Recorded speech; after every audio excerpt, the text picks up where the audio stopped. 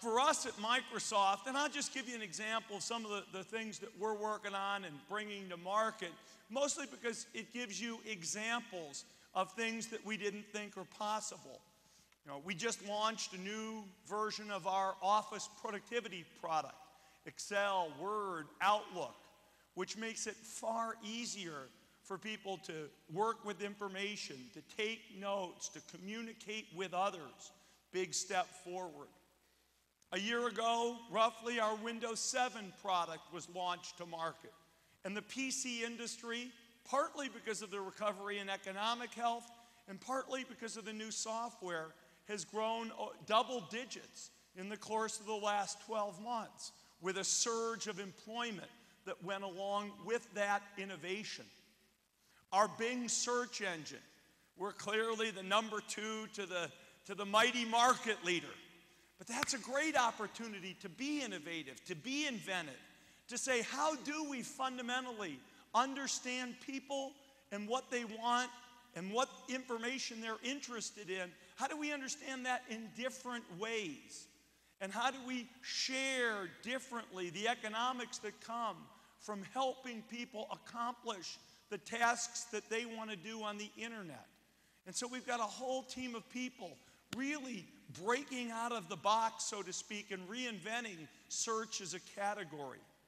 We've got new phones coming out this Christmas that I think people are going to find very interesting and inventive, because that's, again, a business that's only in its infancy from an inventiveness standpoint.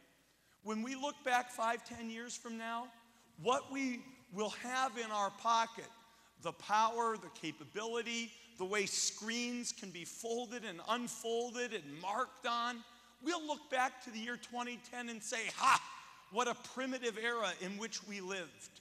It'll be amazing. Perhaps the thing I'm most excited about for this Christmas is a product that we have that'll be attached to our Xbox system that we call Connect. Connect's a little sensor that you put on top of your television set when you have an Xbox.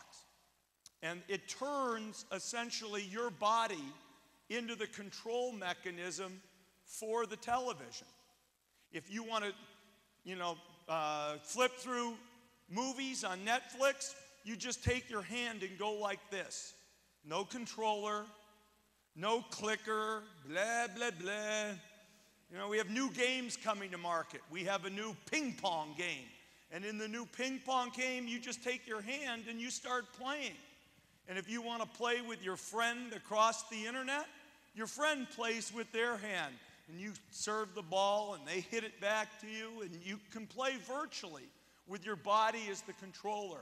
You can speak to the computer. And it becomes essentially the kind of device we all would want to have in our living room for enabling not only TV to be easier and simpler, but a whole next generation of family entertainment. And the level of innovation that can occur with that kind of fundamental breakthrough in user interface is really quite remarkable. And so we'll see more and more invention, more and more innovation, and more job growth that comes with that. And some of the entrepreneurs who build on these things will be here in Montana, and others will be places hither and yon across the globe. As we think about this, we're in the middle of one major technology transformation. I don't know what I'm doing at this stage, so that's a click. Somebody can control that, I think. As we sit here today, we're in the midst of a major technology transformation. Inside our industry, we talk about it as the move to the cloud. And I won't try to give a detailed explanation, but suffice it to say that the internet has been wonderful. Smartphones have been wonderful. The PC and TV have been wonderful. Corporate data centers have been wonderful. But they've almost been their own islands of technology. And what will happen over the next 5 years is they'll come together. And every time they come together, You get something more powerful that can be done. 10 years from now, many of you will not run your own corporate data centers. They'll just be out in the cloud. We don't even think today of the smartphone as being separate from the rest of the computing landscape. And that's really only changed in the last couple or 3 years. So this move to the cloud is really about integrating different sort of good technologies of today in new and smart ways that'll create new opportunities and new responsibilities. One of the things that we spend a lot of time in DC talking about is the new responsibilities on all of us in our industry to protect consumer privacy in a world as we move to the cloud. The cloud will be a place that, as I've described already to you this morning, in which the computer, if you want to let it, learns about you and helps you learn about other things. In the world of the cloud, technology helps us socialize in new and interesting ways. The little boy and the little girl, I think it would have been fantastic. Just for my own kids who are in school now, can they really grow up with that kind of virtual interaction with kids everywhere around the globe? It's going to get better and better and be more and more important. Some people, when they hear the word cloud, thinks everything moves to the internet. No, there's going to be ongoing innovation in PCs and phones and TV. This is an additive world, not a subtractive world as it relates to innovation and job growth.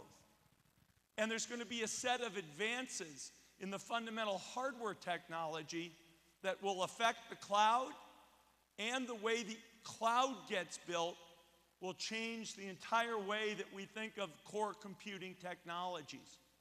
This is a kind of a galvanizing phenomenon for our company and our industry today. And it's certainly one that I hope I leave you a little stimulated to learn more about. And certainly, as many of you get approached by people who work with you and for you, finance this idea in the cloud. Hey, I want to move our IT department to the cloud. I want to make sure that those forward thinkers have a little air cover from me when they come to talk to you and promote those kinds of innovations and advances. Now I've really done it. There we go.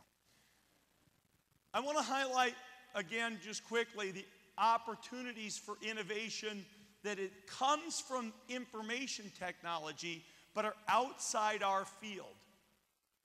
IT, if you talk about most areas of science, whether it's environmental science, whether it's natural resource science and geophysics, health science, all areas of science today are moving forward more quickly than at any other time since I was born, for sure.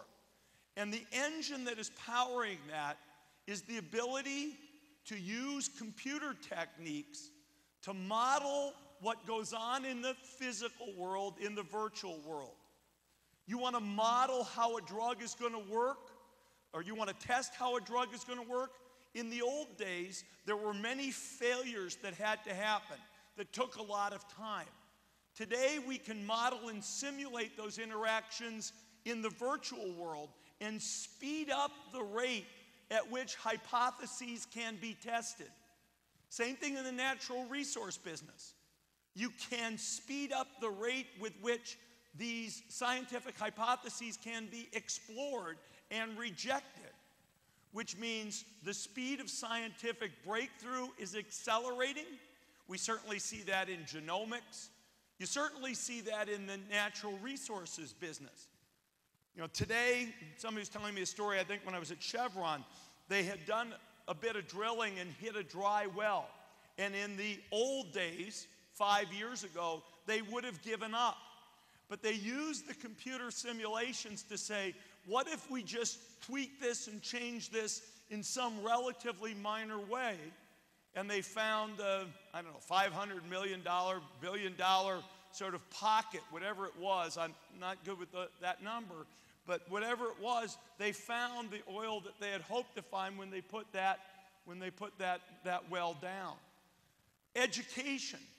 Education's not a form of scientific exploration, but I do think everybody understands that education's about information.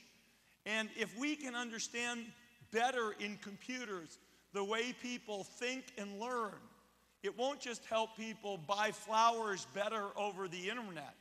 We can teach math and science and history in ways that people never dreamed of before.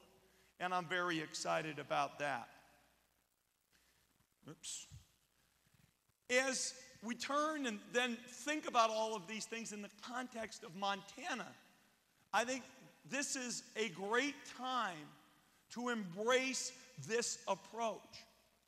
I think most, sort of statistics and surveys will say that over the next 5 or so years or decade, something like 80% of jobs are going to require information technology skills.